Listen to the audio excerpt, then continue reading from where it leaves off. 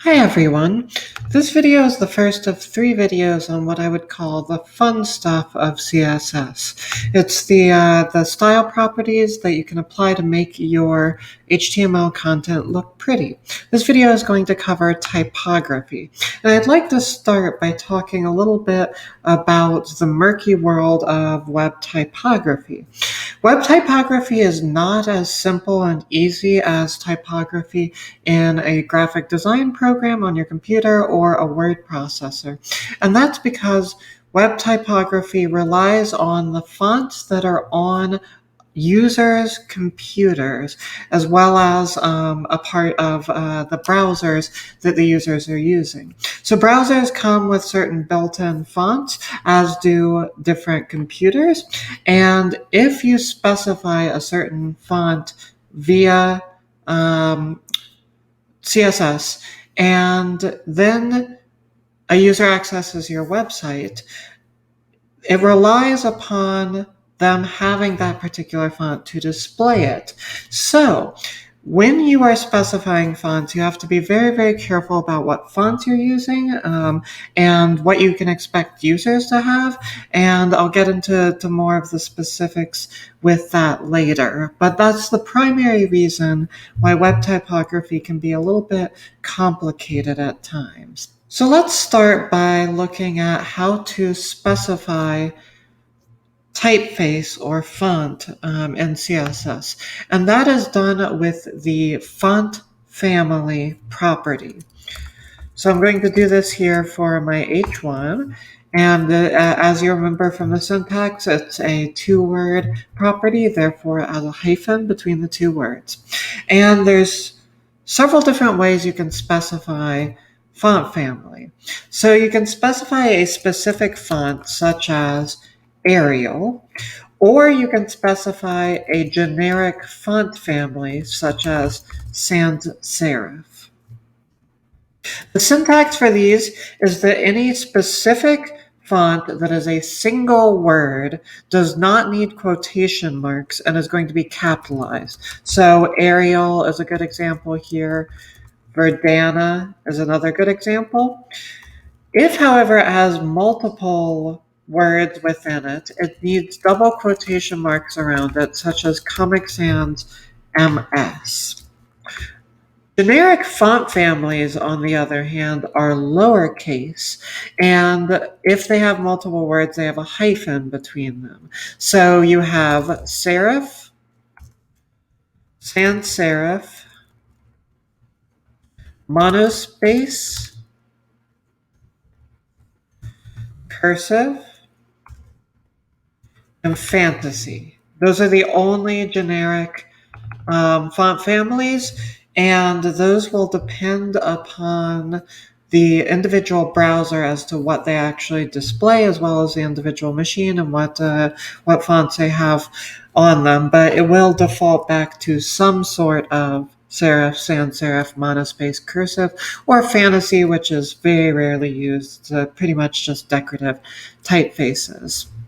There are a certain number of typefaces that you can expect pretty much every computer will have, and this is not every single one, but 99.9% of them. And those are Arial, Georgia,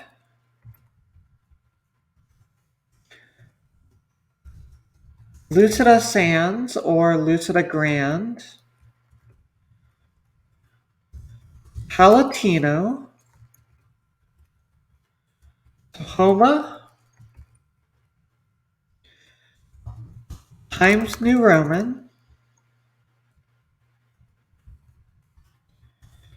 Trebuchet MS, and Verdana. There are other ones as well, but these are the ones that are somewhat commonly used and fairly well-designed fonts for the most part. So where the rubber meets the road with web typography is what's referred to as a font stack. Given what I said before about the cross-browser compatibility of particular fonts, it's really important that you provide fallbacks for users so that if the font that you are suggesting should display does not display because the user doesn't have it on their computer, then an alternate font will display. And that's what a font stack is. Font stacks are simply a series of typefaces that you're providing, and you're providing the ideal situation, but you're also providing alternative options if the ideal situation doesn't take place. And this is all specified with font family and simply with commas between the individual um, fonts.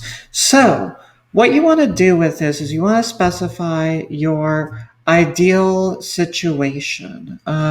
So let's say your ideal situation is Garamond. So you're going to specify Garamond.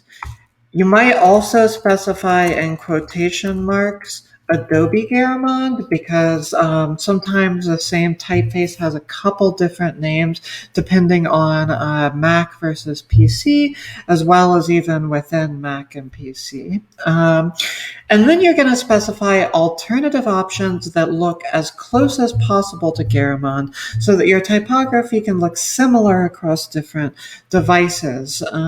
So I might provide Palatino from there. Maybe I then fall back to Times New Roman if Palatino doesn't work.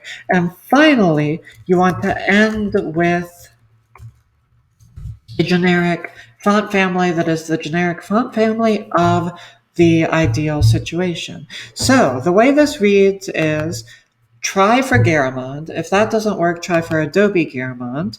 If that doesn't work, try for Palatino. If that still doesn't work, try for Times New Roman. And it will hardly ever fail on all of these counts, but just in case it does, go for whatever the default serif font in the user's browser is. The important thing with font stacks is that you create a generally effective font stack, and that is done by providing, as I said, close options. You don't want to do Garamond and then something like Helvetica, which is a wildly different font from Garamond. You want to stay as close as possible to the original ideal situation. Additionally, it's important that you provide multiple options here, and it's important that your fallbacks, such as Palatino and Times New Roman, actually be on more computers than the ideal situation. Because if you're providing the ideal situation is on pretty much everybody's computer, and then the fallback is something that's only on, say, 10% of computers, that's a failure as a fallback. You can also look up existing font stacks for particular typefaces. If you just Google CSS font stacks, you'll find tons of great options that you can use and adapt accordingly.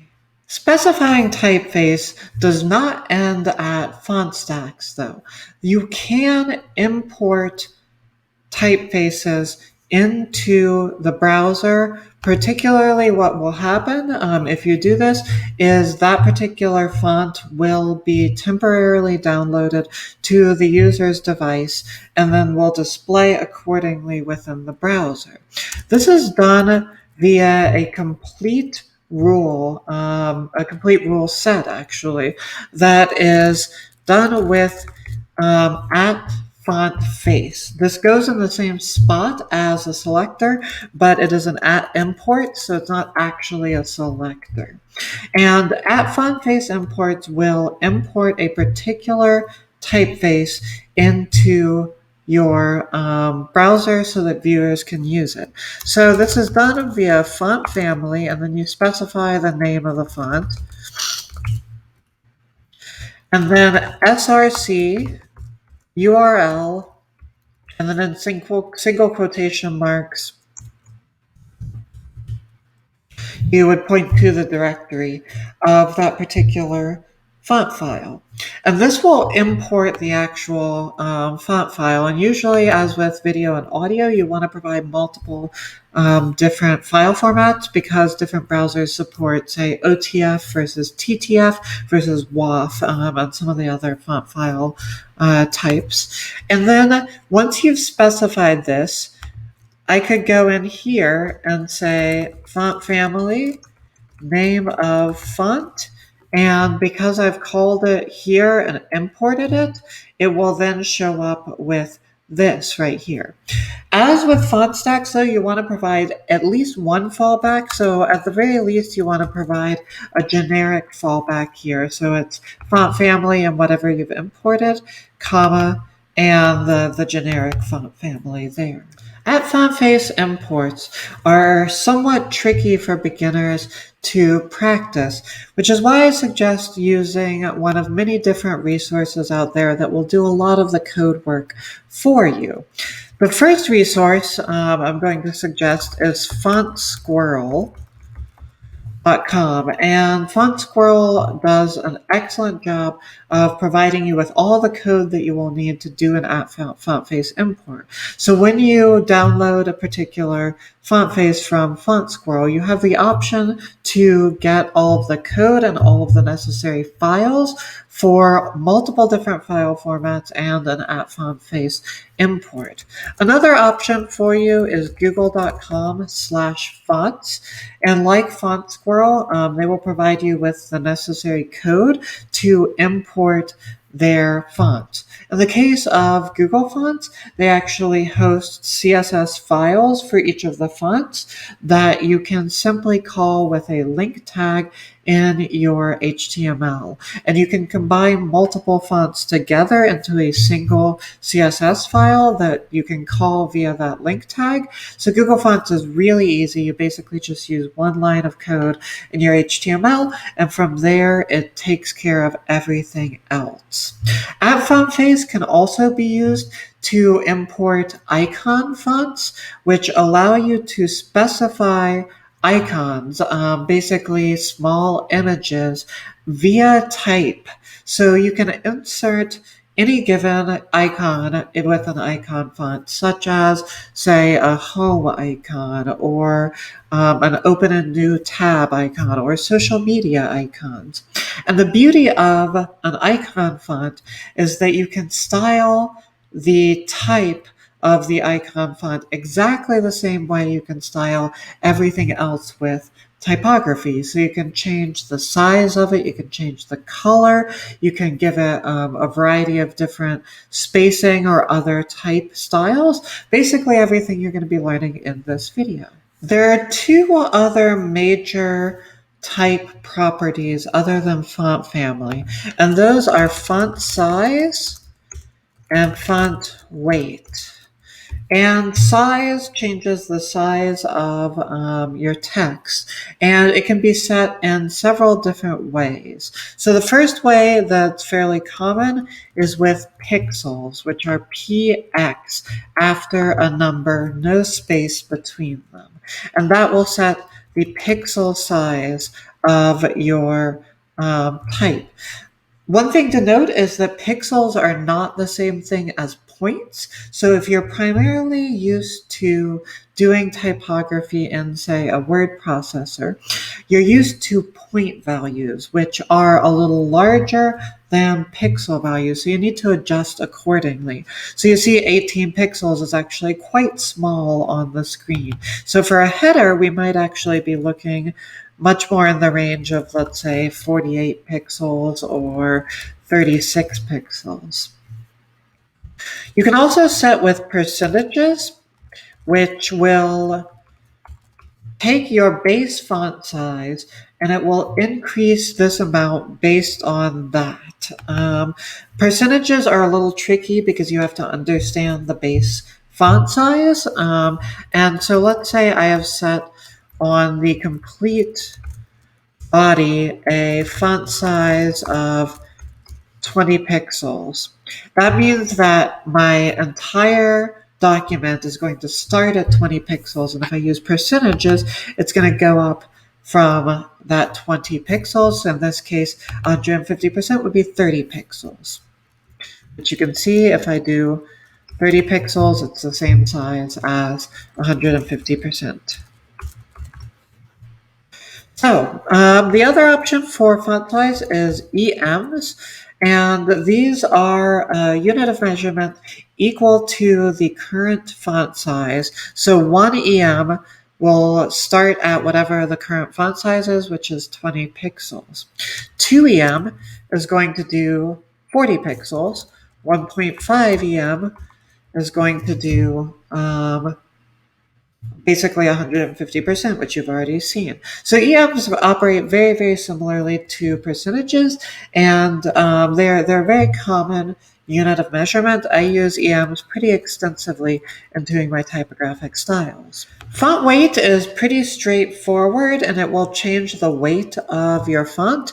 You can specify bold and normal, but you can also specify numbers, and these are 100 increments. So 100 is the lightest, 200 is one step up, 300, and it generally goes all the way up, in most cases, to about 700 or so.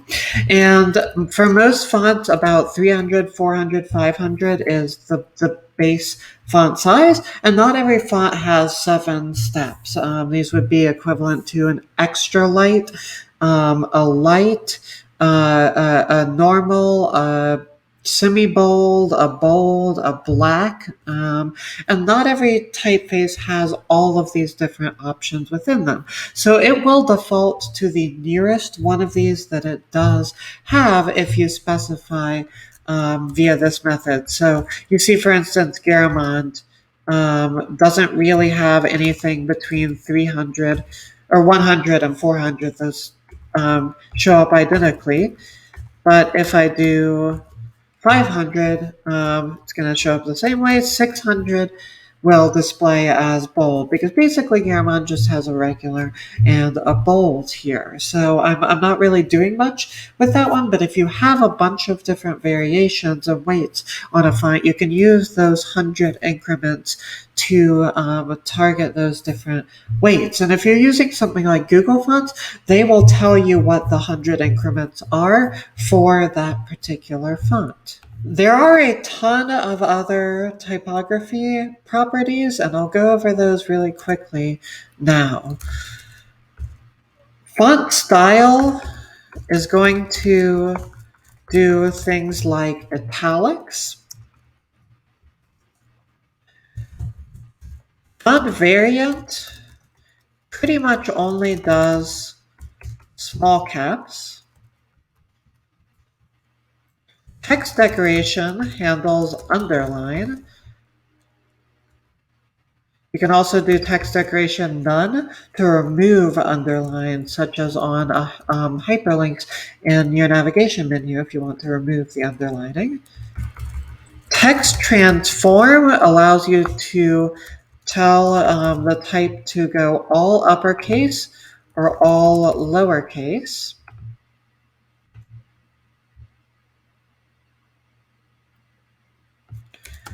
Text align lets you set left, right, and center alignments on your typography. Vertical align allows you to set top, middle, and bottom alignments. Line height allows you to increase the line height of any given item or decrease it. By default, it's going to be set to 1, but you can set things like 1.5 and so on to increase the line height. Text indent will handle indentations of the first line, for instance, of a paragraph. Letter spacing and word spacing allow you to set the space between individual letters, also known as the tracking, and the space between words.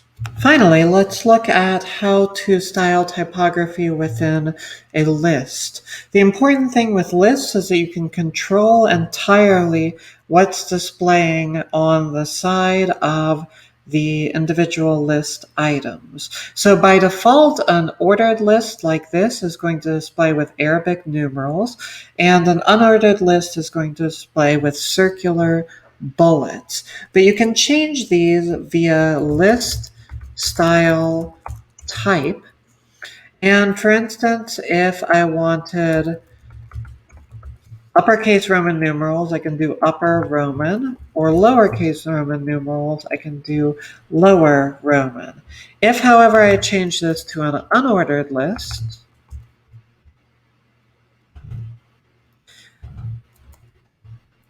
I can change these to squares or discs, which is the default one, or circles, which is an unfilled disk.